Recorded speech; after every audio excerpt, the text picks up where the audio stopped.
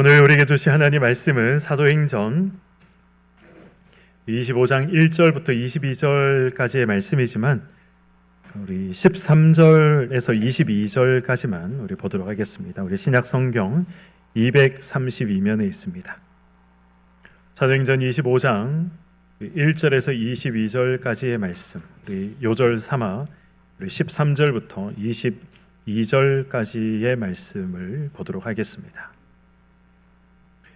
13절부터 제가 교독하겠습니다. 수일 후에 아그리빠 왕과 버니게가 베스도에게 문안하러 가이사랴에 와서 여러 날을 있더니 베스도가 바울의 일로 왕에게 고하여 이르되 벨릭스가 한 사람을 고려하여 두었는데 내가 예루살렘에 있을 때에 유대인의 대제사장들과 장로들이 그를 고소하여 정죄하기를 청하기에 내가 대답하되 무릇 피고가 원고들 앞에서 고소 사건에 대하여 변명할 기회가 있기 전에 내주는 것은 로마 사람의 법이 아니라 하였노라. 그러므로 그들이 나와 함께 여기 오매 내가 지체하지 아니하고 이튿날 재판 자리에 앉아 명하여 그 사람을 데려왔으나 원고들이 서서 내가 짐작하던 것 같은 악행의 혐의는 하나도 제시하지 아니하고 오직 자기들의 종교와 또는 예수라 하는 이가 죽은 것을 살아 있다고 바울이 주장하는 그 일에 관한 문제로 고발하는 것뿐이라. 내가 이 일에 대하여 어떻게 심리하는지 몰라서 바울에게 묻되 예루살렘에 올라가서 이 일의 신문을 받으려느냐 한즉 바울은 황제의 판결을 받도록 자기를 지켜주기를 호소하므로 내가 그를 가이사에게 보내기까지 지켜두라 명하였노라 하니 아그리빠가 베스도에게 이르되 나도 이 사람의 말을 듣고자 하노라. 베스도가 이르되 내일 들으시리이다 하더라. 아멘. 네, 우리 바울이 갇힌 지 이제 2년이라는 시간이 흘렀습니다. 이 유대 총독이었던 벨릭스, 이 벨릭스가 바울이 아무 죄가 없다라는 사실을 알고 있으면서도 바울을 무려 2년 동안 가두어 두었던 이유가 무엇입니까? 이 바울이 자기에게 혹시 뇌물을 좀 줄까 해서 이 바울로부터 뭔가 이 경제적인 어떤 이 이득을 취할 수 있을까 싶어서 벨릭스라는 이 총독이 바울을 아무 죄 없이 2년 동안 옥에 가두어 놓았습니다. 이제 이 벨릭스라는 사람이 총독의 자리에서 내려오고 새로운 총독이 부임하게 되는데 그 사람의 이름이 바로 베스도라는 사람이었습니다. 이 베스도라는 이 사람이 총독으로 부임하자마자 이 유대의 지도자들이 때로 몰려와서 이 베스도에게 부탁했던 것, 요청했던 것이 무엇입니까? 바울을 고발하고 바울을 고소해서 바울이 벌받을 수 있도록, 바울을 죽일 수 있도록 그를 제거하기 위해서 이 유대의 지도자들이 이제 부임한 지 얼마 되지 않은 이 총독 베스도에게 달려와서 그에게 이 일을 부탁을 했던 것입니다. 여전히 이 유대 지도자들의 마음 가운데 무엇이 지금 남아 있습니까? 2년이라는 시간이 흘렀지만 그럼에도 불구하고 저 바울이라는 자를 죽여야겠다, 제거해야겠다, 이런 마음이 아직 남아 있었던 것입니다. 베스도는 이 바울을 어떻게 생각했을까요? 제가 만약 베스도였다면 이 바울을 어떻게 생각했을까 한번 상상을 해봤습니다. 지금 이제 부임하지 않았습니까? 사실 바울이라는 사람이 어떤 사람인지 베스도는 잘 몰랐습니다. 그런데 이 유대인들의 지도자라고 하는 사람들이 때로 몰려와서 저 사람을 재판해 주십시오, 저 사람을 제거해 주십시오, 사형에 처해 주십시오, 이런 이야기를 하고 있으니 이런 이야기를 듣고 있는 베스도는 무슨 생각을 했겠습니까?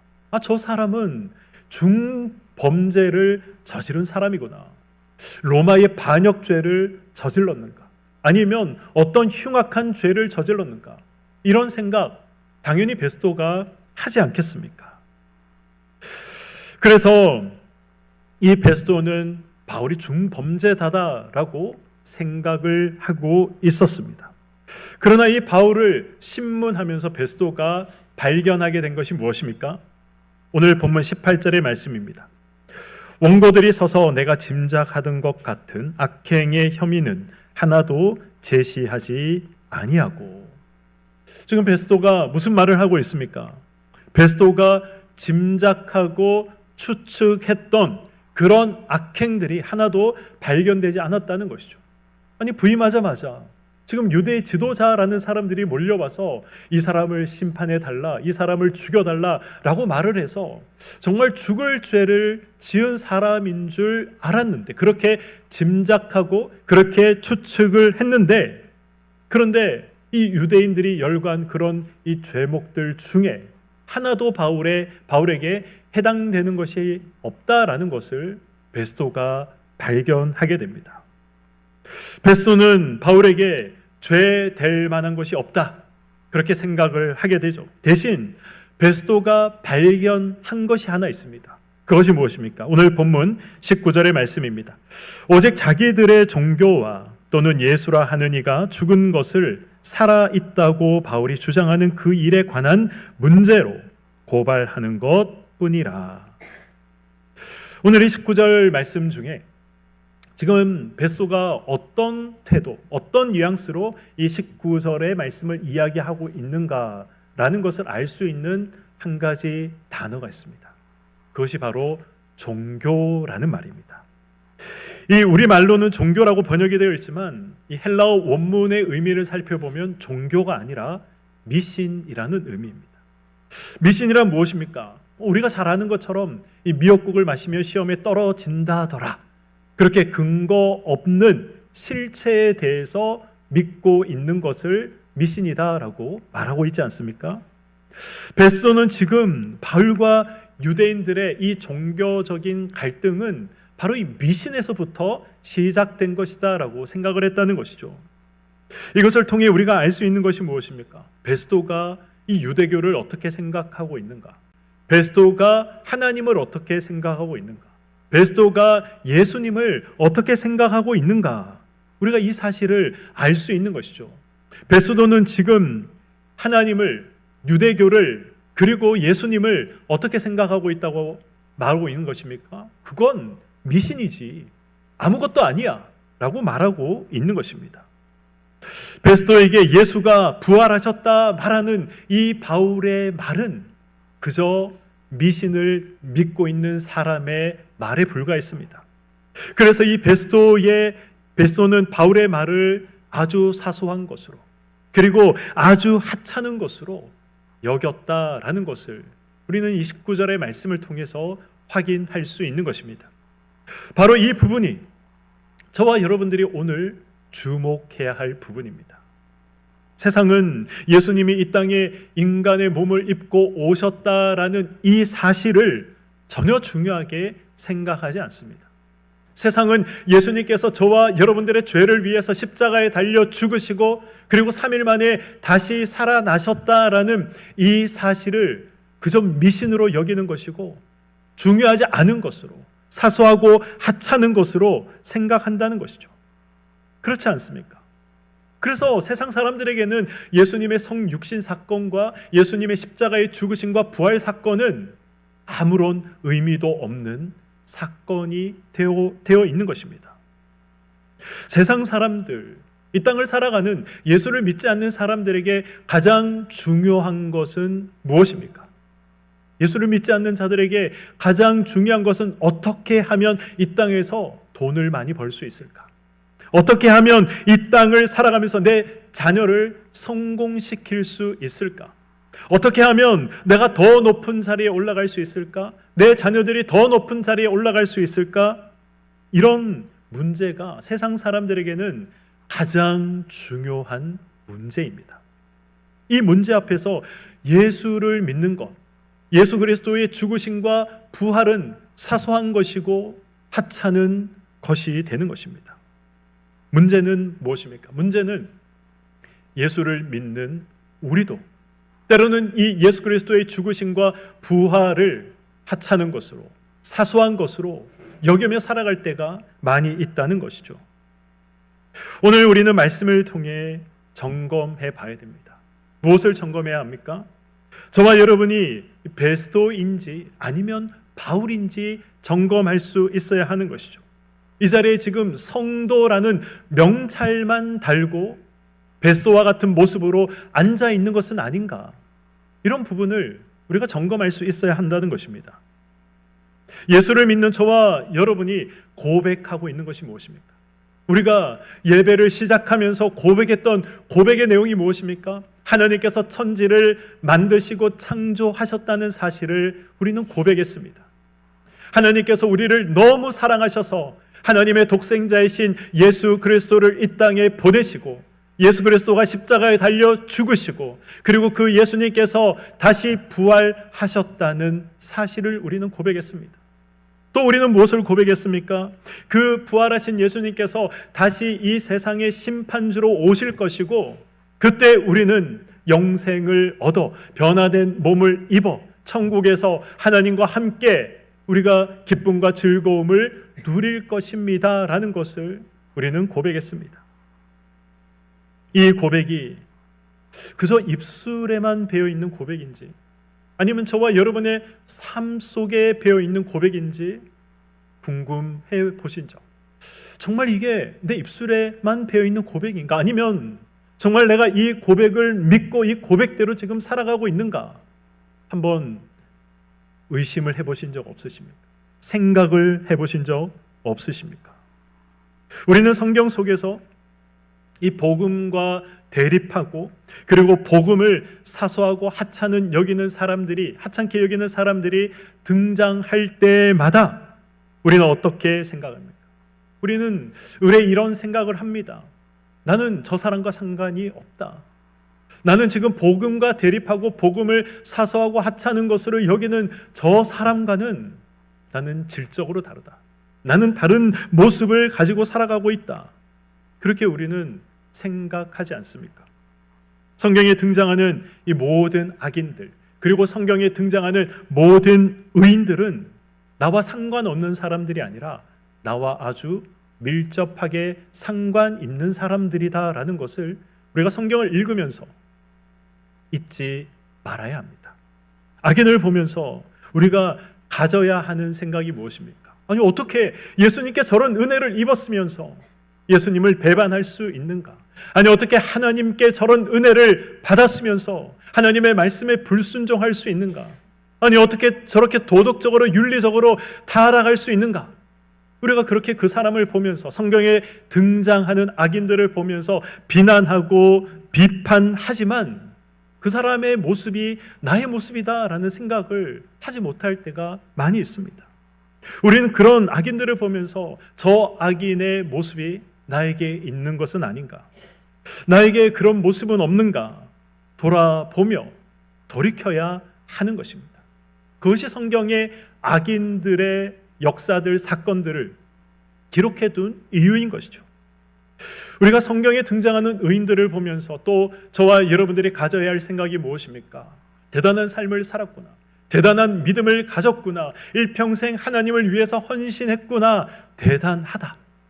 그렇게 단순히 어떤 성경에 등장하고 있는 인물로 위인으로 우리가 축혀 세우는 것에서 끝나는 것이 아니라 저와 여러분이 그 삶을 살아야 한다는 것이고 동일하게 그 삶을 살아갈 수 있다라는 사실을 말씀하기 위해서 성경은 의인을 등장시키고 있는 것입니다. 그런 차원에서 오늘 말씀을 봐야 한다는 것이죠. 예수를 믿는 내가 당연히 이 바울의 편에 섰다라고 생각하는 내가 베스도의 자리에 앉아서 예수를 사소하고 하찮은 존재로 예수 그리스도의 죽으심과 부활을 사소하고 하찮은 것으로 얼마든지 생각할 수 있다는 것이죠. 바로 성경은 이 부분, 이 사실을 점검해야 하고 확인해야 한다라고 우리에게 말씀하고 있는 것입니다. 이 부분을 확인할 수 있는 가장 명확한 말씀이 있습니다. 우리 고린도전서 15장 13절에서 18절의 말씀입니다. 만일 죽은 자의 부활이 없으면 그리스도도 다시 살아나지 못하셨으리라. 그리스도께서 만일 다시 살아나지 못하셨으면 우리가 전파하는 것도 헛것이요 또 너희 믿음도 헛것이며 또 우리가 하나님의 거짓 증인으로 발견되리니 우리가 하나님이 그리스도를 다시 살리셨다고 증언하였습니다. 만일 죽은 자가 다시 살아나는 일이 없으면 하나님이 그리스도를 다시 살리지 아니하셨으리라. 만일 죽은 자가 다시 살아나는 일이 없으면 그리스도도 다시 살아나신 일이 없었을 터이요. 그리스도께서 다시 살아나신 일이 없으면 너희의 믿음도 헛되고 너희가 여전히 죄 가운데 있을 것이요. 또한 그리스도 안에서 잠자는 자도 망하였으리니. 아멘. 지금 방금 우리가 읽었던 이 고린도전서 15장의 말씀, 어떤 내용을 담아내고 있습니까? 무엇을 지금 말씀하고 있습니까? 우리가 가지고 있는 이 믿음의 뿌리가 어디에 뿌리 받고 있는가 하는 것입니다. 바로 우리가 가지고 있는 이 믿음이라는 것은 예수 그리스도의 부활에 뿌리 받고 있다라고 말씀하고 있는 것이죠. 저와 여러분들이 가지고 있는 이 소망의 뿌리는 다른 데 박혀 있는 것이 아니라 지금 예수 그리스도의 부활에 박혀 있다는 것입니다. 그래서 이 부활이 없으면 결국 우리가 믿는 것이 무엇입니까? 우리가 이 부활이 없으면 헛된 것을 믿고 있는 것이고 헛된 것을 소망하고 있는 것이다 라는 말이 되는 것이죠. 그러므로 우리에게 부활이 없다면 어떤 삶을 살아야 됩니까? 저와 여러분에게 부활이 없다면 지금 이 시간 이곳에 나와서 예배 드릴 것이 아니라 먹고 마시고 즐기는 일을 위해서 우리는 살아가야 하는 것입니다. 부활이 없다면 자녀들에게 신앙과 믿음을 위한 절제와 인내를 전혀 가르칠 필요가 없는 것이죠. 부활이 없다면 하나님이 아니라 네 인생이 우선이다. 하나님이 아니라 네 인생의 주인은 너다라고 우리는 당당하게 가르쳐야 하는 것입니다. 예배가 아니라, 부활이 없다면 예배가 아니라 공부가 우선이다. 학원이 우선이다. 교회가 우선일 수 없다라고 가르칠 수 있는 것이죠. 하나님이 아니라 세상이 우선이 되어야 한다라고 말하고 가르쳐야 하는 것입니다. 제가 여러분들에게 한번 물어보겠습니다. 제 질문에 답을 해보시기 바랍니다. 부활은 실제 하는 것입니까? 아니면 실제하지 않는 것입니까? 실제 하는 것이죠. 실제 하는 것입니다.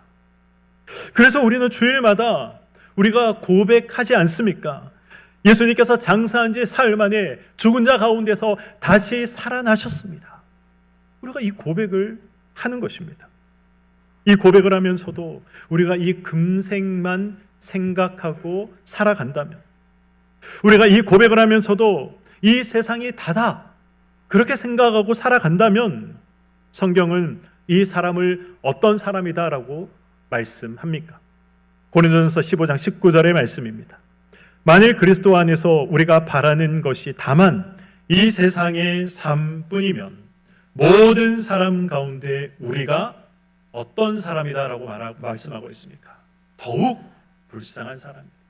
그냥 불쌍한 사람이 아니라 더욱 불쌍한 사람이다. 아니, 가장 불쌍한 사람이다. 성경은 이 사실을 우리에게 말씀하고 있습니다. 부활이 없음에도 부활이 있다라고 믿고 살아간다면 불쌍한 사람이죠. 그렇지 않겠습니까? 없는 것을 있다라고 지금 믿고 살아갑니다. 부활과 영생을 소망하며 살아갑니다. 부활과 영생이 없음에도 불구하고 그것이 있다라고 믿고 그것에 소망을 두고 살아가는 것이죠. 그것 때문에 우리가 하고 싶은 것, 누리고 싶은 것도 인내하고 절제하며 살아갑니다. 그런데 부활이 없다면, 부활이 있다라고 믿고 살아왔는데 부활이 없다면, 그래서 천국도 없고 지옥도 없다면 이 세상의 삶이 정말 다였다면 억울한 삶을 살아온 것 아니겠습니까? 반대로 부활이 없다고 그렇게 믿고 살아가고 있습니다. 천국과 지옥은 없다라고 믿고 살아가고 있습니다. 세상 즐거움만 쫓으며 그렇게 열심히 살아가고 있습니다. 그런데 죽어 보니 천국도 있고 부활도 있다면, 지옥도 있다면 누가 더욱 억울한 삶을 살아간 것입니까? 부활이 없다고 생각하며 살았던 사람이 더 억울한 삶을 산 것이죠. 저와 여러분이 예수를 믿는다, 부활을 믿는다 그렇게 말은 하지만 마치 이 세상의 삶이 전부이고 다인 것처럼 살아간다면 이 또한 어떤 삶이다라고 말씀하고 있습니까? 더욱 불쌍한 인생이다. 부활이 있다라고 말은 하는데, 믿는다라고 고백은 하는데 마치 부활이 없는 사람처럼 이 세상이 다인 것처럼 살아간다면 그 사람은 가장 불쌍한 사람이다라고 성경은 말씀하고 있는 것입니다. 왜 그렇습니까? 부활과 영생이 있습니다.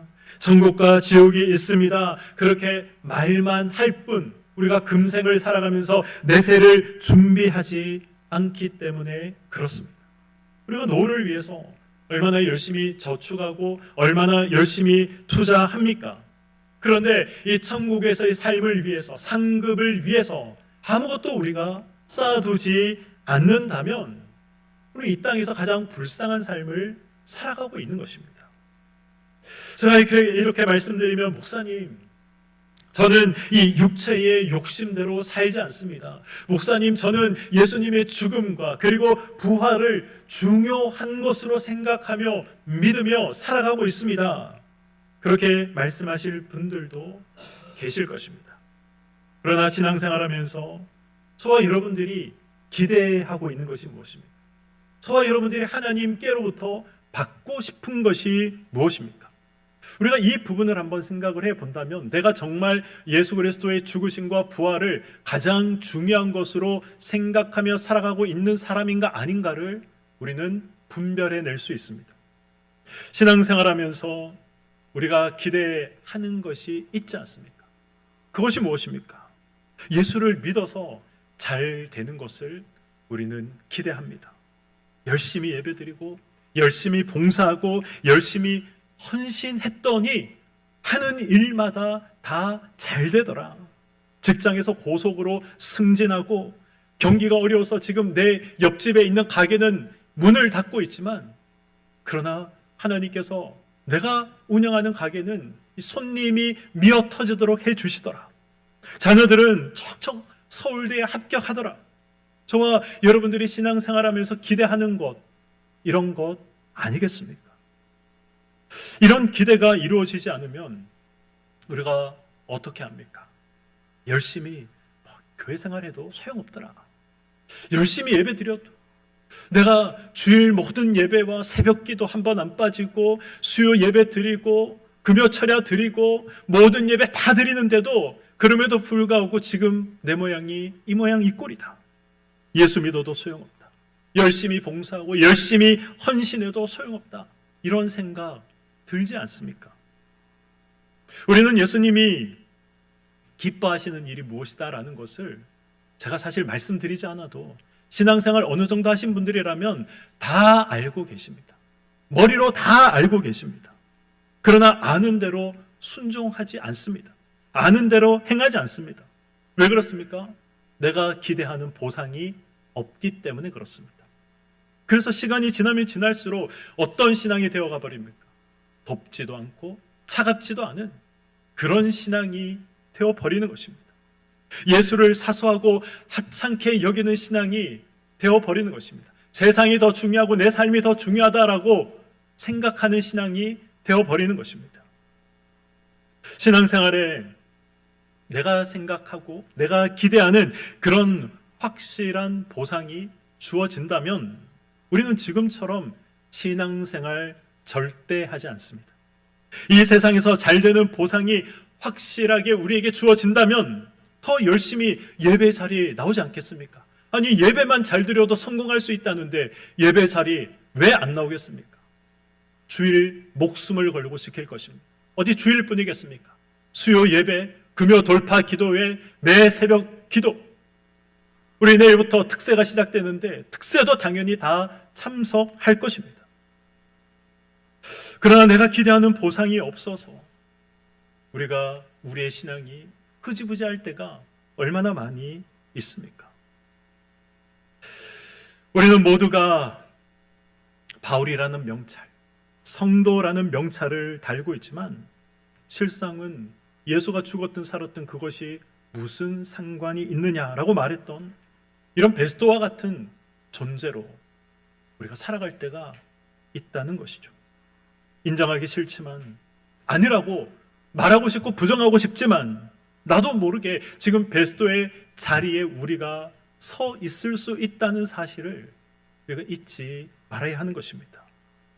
성도가 기대해야 하는 것은 세상의 것들이 아닙니다. 예수님은 요한복음 이 16장에서 어떤 말씀을 하십니까? 너희가 환난을 당하나 담대하라. 내가 세상을 이겼노라 라고 말씀하십니다. 환난을 당한다는 것이죠. 환난을 당한다. 너희들이 나 때문에, 내 이름 때문에 환난을 당한다는 것입니다. 예수를 믿는데도 불구하고 세상과 단 한 번도 충돌해 본 적이 없다. 신앙을 지키는 것 때문에 내가 괴로움을 당하고 괴롭힘을 당한 적이 한 번도 없다. 그것은 굉장히 이상한 일입니다. 예수님은 우리가 예수를 믿음으로써 세상에서 우리가 기대할 수 있는 것은 환난이고 핍박이고 고난이다라고 말씀하십니다. 그래서 우리는 우리가 기대하는 보상을 세상에서 받지 못할 때가 너무 많이 있다는 것이죠. 그렇다면 저와 여러분들이 예수를 믿어 어떤 유익이 있습니까? 예수를 믿어 저와 여러분들이 받는 보상이 무엇입니까? 저와 여러분은 속지 않으시는 하나님, 우리의 이 깊은 그리고 또 은밀한 생각까지 다 들춰보시고 알고 계시는 하나님, 그 하나님 앞에 우리가 매 순간 서 있다. 매 순간 서 있다는 말은 매 순간 하나님으로부터 평가를 받고 있다는 말입니다. 매 순간 하나님 앞에 저와 여러분들은 평가를 받고 있습니다.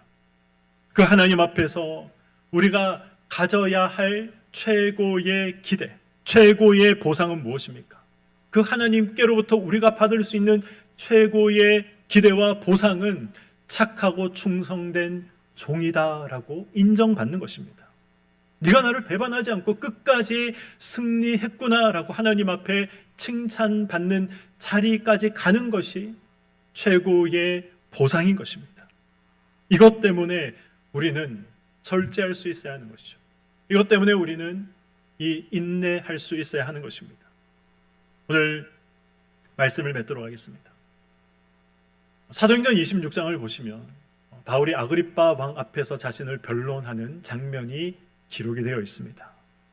바울의 이 변론이 다 끝난 후에 이 아그리빠와 함께 바울의 변론을 듣고 있던 베스도 총독이 바울에게 어떤 말을 합니까? 미쳤구나 라고 말을 합니다. 그도 그럴 것이 베스도에게는 예수님의 죽으심과 부활하심이 어떤 것입니까? 미신에 불과하지 않는 것이죠. 그것은 사소하고 그것은 하찮은 것이었습니다. 그런 미신에 네가 목숨을 걸고 있으니 너는 미친 사람이다 라고 말을 하고 있는 것입니다. 우리는 상식을 벗어나서 행동하는 사람을 향해서 미쳤다라고 말하지 않습니까? 무엇이 상식입니까? 예수님께서 나를 위해 이 땅에 오셨다라는 이 사실이 저와 여러분들에게는 상식입니다. 예수님께서 나의 죄 때문에 십자가에 달려 죽으시고 3일 만에 부활하셨다라는 이 사실, 이것은 상식입니다. 이 예수님께서 다시 이 땅에 오셔서 심판하시고 저와 여러분들에게 영생의 기쁨을 허락하신다라는 이 사실, 이것은 상식입니다. 이것이 성경의 말씀이고, 그리고 이것이 이미 일어났던 역사적인 사실이고 사건입니다. 그러므로 이 누가 미친 사람입니까? 있는 것을 없다라고 믿고 있는 사람이 미친 사람입니다. 중요하고 귀한 것을 사소하고 하찮은 것으로 여기는 사람, 사실을 거짓으로 믿는 사람, 그런 차원에서 본다면 지금 바울이 미친 사람이 아니라 아그리빠 왕이 미친 사람이고 베스도가 미친 사람입니다. 그래서 누가 누구를 걱정합니까? 바울이 베스도를 걱정합니다. 바울이 아그리빠 왕을 걱정합니다. 그래서 바울은 이렇게 말씀합니다. 사도행전 26장 29절 하반절의 말씀입니다. 바울이 이르되 오늘 내 말을 듣는 모든 사람도 다 이렇게 결박된 것 외에는 나와 같이 되기를 하나님께 원하나이다. 아멘. 하나님께 원하나이다. 무슨 뜻이라고 제가 말씀드렸습니까? 기도 드립니다 라는 뜻입니다. 우리가 세상과 같이 되기를 원하는 것이 아니라 세상이 우리와 같이 되기를 기도하고 원해야 한다는 것입니다. 예수의 죽음과 부활을 가장 중요한 것으로, 가장 귀한 것으로 알고 믿기를 원해야 한다라는 것입니다. 우리는 지금 저와 여러분은 어떤 모습으로 이 자리에 앉아 있습니까? 성도라는 명찰은 우리가 달고는 있지만 이 베스도와 같은 모습으로 앉아 있지 않습니까? 베스도와 같은 생각으로 세상을 살아가고 있지 않습니까? 예수님이 가장 귀하다, 예수님이 가장 소중하다 말은 하지만 베스도같이 예수 그리스도의 죽음과 부활을 사소한 것으로, 하찮은 것으로 생각하며 살아가고 있지는 않습니까? 우리는 이러한 부분들을 점검해야 하는 것입니다.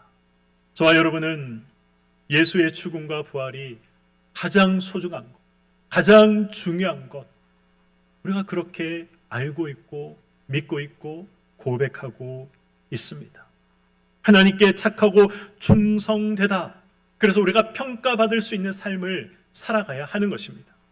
이것이 우리가 하나님께 받아야 할 최고의 평가이고 하나님께 받을 수 있는 최고의 보상인 것입니다. 우리가 이 사실을 기억하시고 예수를 가장 중요하게 생각하며 예수 그리스도의 부활이 우리의 가장 근원되는 소망이다라는 사실을 기억하시고 세상에 지지 말고 승리하며 살아가시는 저와 여러분의 삶이 되시기를 주님의 이름으로 간절히 축원드립니다. 아멘. 기도하겠습니다.